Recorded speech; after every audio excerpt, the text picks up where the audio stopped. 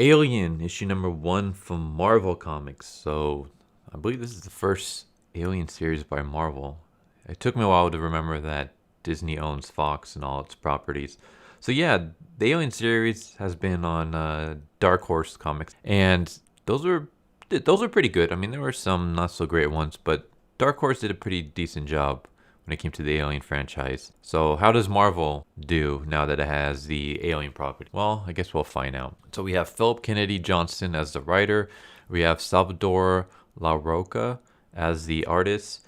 And I've heard of that name before and I looked it up, and it turns out that Salvador is known for tracing a lot of his artwork. And I will say that continues in this issue. There's a lot of tracing, a lot of Photoshop. The artwork is not that great, in my opinion. So we start off with our main character, Gabriel, talking about a nightmare, reoccurring nightmare that he keeps having. And there's like some like poetic stuff about the darkness. You know, the dream always begins in the dark.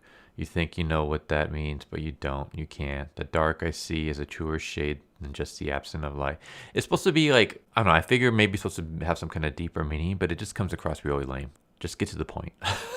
And in this dream, he sees aliens, and then I guess he sees this humanoid alien princess, alien queen. I don't know what the hell they're doing with the aliens, but I'm not really a fan of that. The more humanizing that you make the aliens look, the less scary that they become. And yeah, I'm not a fan of this StarCraft kind of inspired design for the new alien queen. But yeah, here's Gabriel. I wonder what actor they used to trace over. See, the thing I don't like about the tracing is that everyone comes across as soulless because you're literally tracing a photograph. You can't really, like, there's no exaggerations. There's no, like, you can't copy a photograph with line work and still capture like the emotions and stuff. It feels flat. When you're creating characters like from scratch, you can exaggerate certain features and things like that to convey emotion a lot better. But like this, everyone kind of comes across as just like soulless dolls. So he's talking to a bishop. Anyone who doesn't know who Bishop is from the Alien franchise, he's like a robot series. Basically, Bishop is acting as his therapist. What happened is Gabriel had a mission where everyone on his team was killed. Only Gabriel is still alive. And Gabriel is about to retire. He wants to go back to Earth and he wants to reconnect with his son. So I'm going to skip a couple pages and we cut to Danny, who is Gabriel's son. And Danny is in the car outside his father's house, talking with his girlfriend, and basically he's kind of a dick. So he I don't know if his girlfriend brought him on, but he's basically an activist now along with his girlfriend. They think that the Weyland-Yutani group are evil, which they kind of are in a sense, but yeah, this group sees them as fascists, like literally fascists. They refer to them as fascists in this series, in this issue. Anyways, they need basically a key card, and they believe that Danny's father still has a copy even though he's retired. So Danny shows up to his father's house under the pretense of seeing his dad, and immediately they kind of get into an argument because Lucas, which is Danny's brother, Gabriel's other son, is dead. And Danny kind of feels like his father was never there for him and his family and stuff like that, even though his father says, like, all you had to do was just request for me and I would have brought you and the family over so you guys can be near me. But they never did. And then they kind of have like an argument. It's just one of those where like, I don't really care. Like, I see this in a lot of stories where they have like the dad and the son having a falling out, and it's like, you know, the dad's trying to make things right, but he made mistakes in the past and the son wants nothing to do with them. It's just like, I don't care for those stories anymore. How about we have a story about a loving father and a loving son and, you know, a good family? Like, we never have that. Everything is always dysfunctional. But yeah, so Danny makes some excuse to go use the bathroom, but he's really going to steal a key card. Meanwhile, Gabriel's kind of like notices his son has been missing for a while and he's not in the bathroom.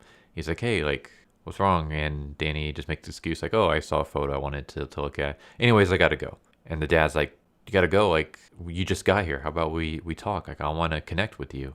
And the son basically kind of tells him to F off, and they kind of get into an argument, and Danny leaves. So the thing is, like, I know I don't know if you're trying to paint Danny as sympathetic, but he's not. So, spoiler alert, when he gets in danger later on, I don't care.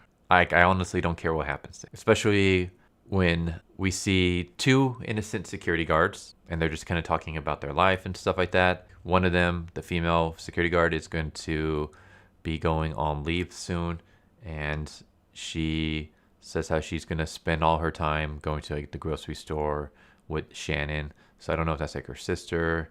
This is like a lesbian. Doesn't really matter. Basically, she's going to go spend some time with a friend or a loved one, and they're just basically having, playful banter when they notice that there's something connecting to something just docked. And the female security guard goes to check it out, and she immediately has her head blown off by a shotgun. And then before the other security guard can do anything, they shoot him and they kill him. And it's just kind of like, are these activists, like, am I supposed to be rooting for them? Like, you have one of them who, he used his dad and his dad's emotions of wanting to reconnect to steal from him. And then we have them go and they shoot up innocent security guards. Like, you're not painting these characters in a good light. Like, I honestly don't care what happens to them. Especially when later on they break into a laboratory and one of the scientists show up and basically puts the place on lockdown, and they kill the scientist. They just shoot him dead. And their shooting has broken some of the tubes that are containing some of the xenomorphs. And the xenomorphs get free and the characters are in danger and yada yada. I don't care. Yeah, I know this seems kind of negative, but you didn't do a good job portraying any of these characters in a sympathetic light. You literally introduced two of them. One of them convincing her boyfriend to go rob from her dad, and Danny robbing from his dad.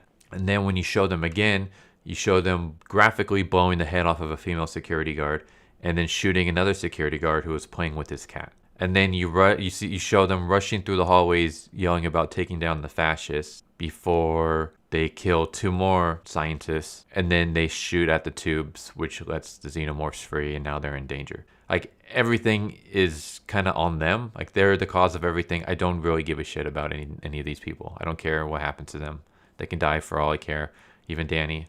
Like, I guess we're supposed to sympathize with Danny because he's Gabriel's son.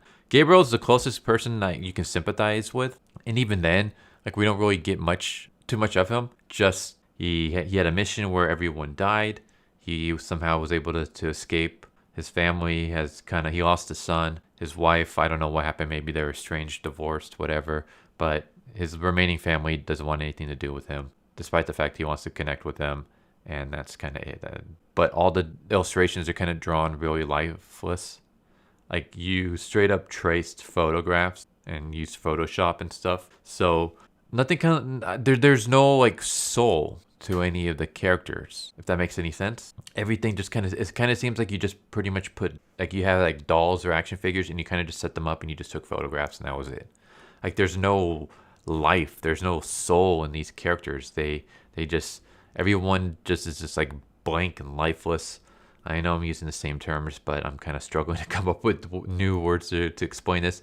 It's just, I don't care for the artwork. I rather have something that looks less realistic but shows more emotion than something that looks more photorealistic but lifeless. I don't care for the characters at all. I guess Gabriel is the only one that I kind of would side with. But even then, like, there's really not enough there at the moment for me to really feel for him. I don't give a crap about Danny. I don't care about any of his fellow activists, whatever you want to call them. In fact, I kind of hope that they all brutally die. Yeah. This is basically Aliens meets, I guess, 28 days later? We had the activists that kind of come in thinking they're doing good work, but then they're destroy everything and make everything worse for everybody and put everyone's lives in danger. Not to mention the fact that it's like, you're trying to portray these guys as, Weyland-Yutani are evil. Meanwhile, they're going around murdering everybody that they come across. They murdered 2 security guards for doing nothing. Like, the security guards didn't even pull out their guns or anything like that. One of them got their head blown off before they can even act. The other one just literally turned around from playing with his cat and then got shot. Like, you couldn't restrain them in any way. Then you're running around screaming about fascism before murdering 2 more scientists. So here's the funny thing. You're murdering people because of differing opinions. So aren't you guys the fascists? Like, I don't know. It's just I don't care for this issue at all. It was kind of lame.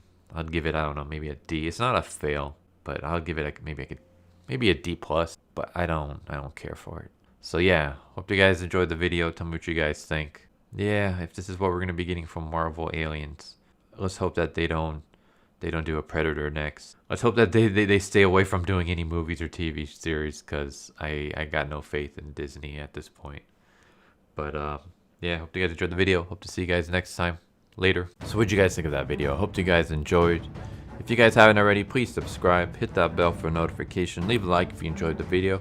And if you didn't enjoy the video, thank you for watching it this far, and I hope the next video is more to your liking. Feel free to check out the playlist that you guys see, and I hope to see you guys next time. Later.